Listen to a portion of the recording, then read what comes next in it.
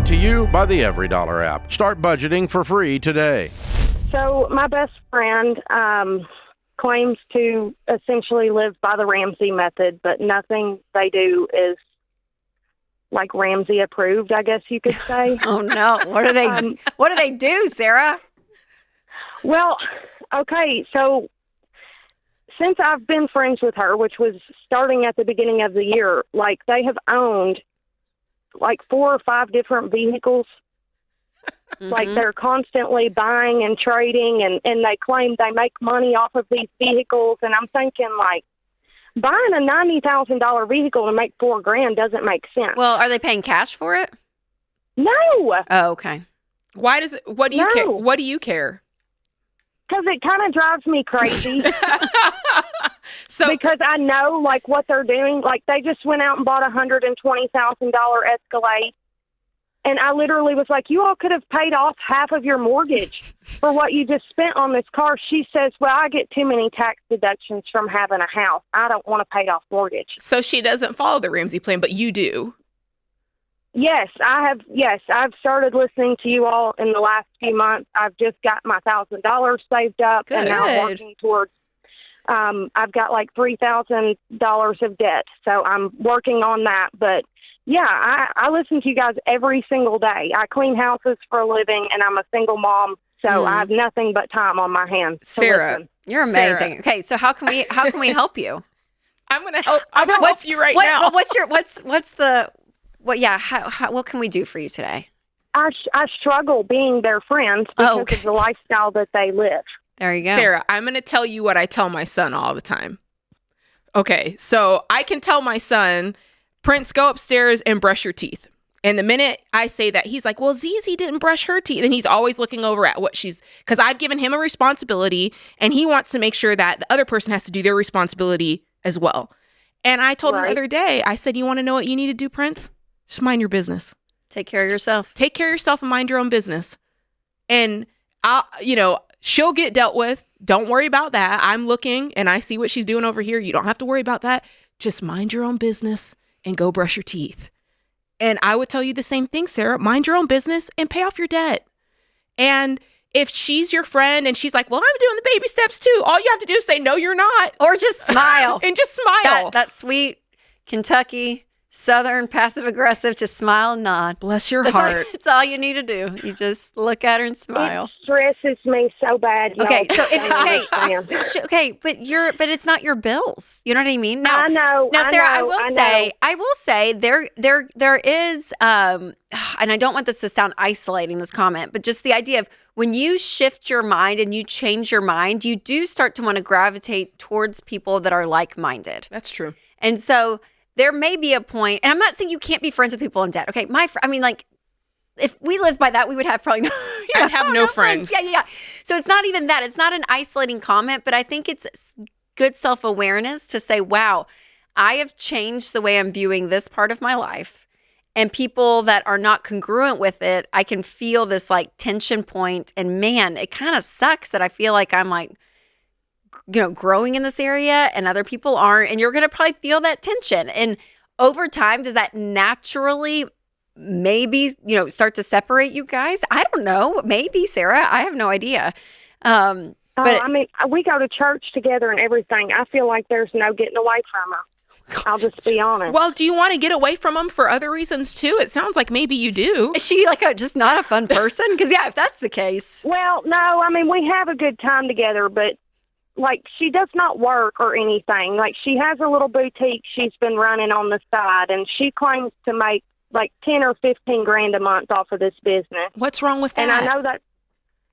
What do you mean? What's wrong with it? What can I tell you? I'm your buddy right now. I'm gonna be your. Y'all aren't gonna offend me. I promise. Okay. I want y'all to be open. I think there's certain things that I'm tracking with you where I'm like, yeah, that could be a little bit annoying. Or, yeah, she's wrong. But there's certain things, Sarah, that you're saying that actually sound a little bit like you're kind of hating on him a little bit. She's not considerate of my life, if that makes sense.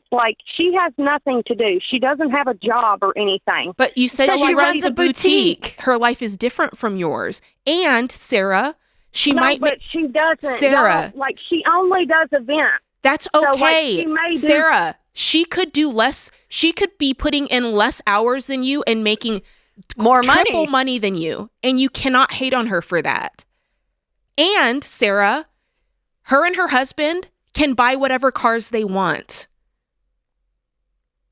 They can.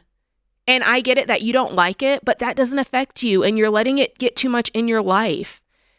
And as much as you think that she's not being a good friend right now, you're also not being that great of a friend because you're hating on her a little bit. And this is just me being a good friend to you. I don't want to feel like I don't want it to seem like I'm hating on them. It's just I know. the lifestyle they live, and she's well, we live a normal life, and I'm just like, no, you don't though. Like I Okay, don't, we've only been friends for like 9 months, so I mean, this is all kind of really new for me, Yeah. Okay. and it's Yeah. I think here's what I think. I think you're a really hard worker. And I think you know how to grind. And I think you know how to, you know what I'm saying? Yep, You're yep. willing to put in lots of work. You understand struggle. You're ready to get in the ring all the time. I can sense that about you.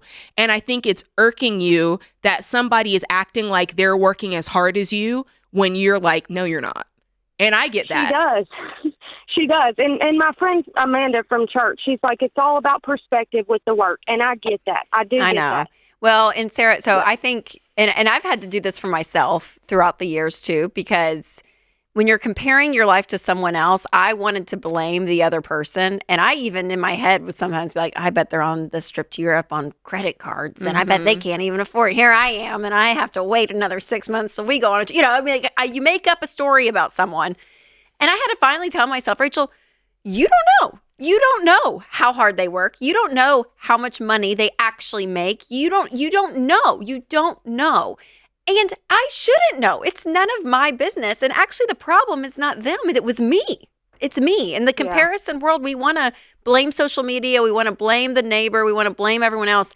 But to be honest, it ends up being more of our issue. And so where can you get to a point, Sarah, that number one, you are confident in who you are and the choices you're making around money and your lifestyle, that when other people come up and that their lifestyle looks so different than you and or, you have thoughts about it, if you could get to the point where you just think, honestly, like, good for y'all. Great job.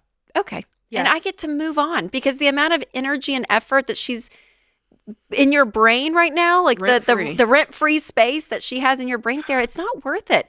Now, the friendship element, if Dr. John Zaloni was sitting here, we could have a relational conversation of, hey, she may not be somebody that you guys share similar values. And I'm probably not kept a lot of friends throughout. Like, she's not been able to ever keep friends for long term. Then that's great to know. Then I would put that in your data in your head of, okay, she may be a hard person to love and be in relationship with. And that's okay. But we can be kind. We can be curious and not judgmental. And y'all go to church, Sarah. Let's bring some of this peace and patience and kindness and goodness. Let's let the fruit of our faith live out and love people well, even though some people are hard to love. And as my dad says, some children of God are stupid children, right? Like there are some. But I think we can say it all, but have a level of grace for her. And yourself. And it's okay to have boundaries, Sarah. If you need to put up relational boundaries with her, that's okay too. Create your free every dollar budget today, the simplest way to budget for your life.